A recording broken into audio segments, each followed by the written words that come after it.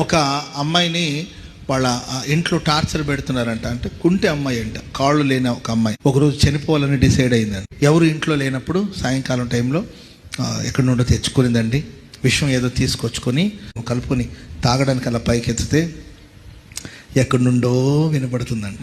మారానుభవం మధురముగా మార్చగలవు నీవు.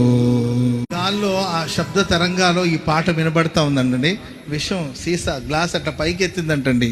ఆ మాట వినబడేసరికి యేసన్న గారు పాడుతున్నారంట ఇక్కడ ఒక గ్రామంలో. Praise lord.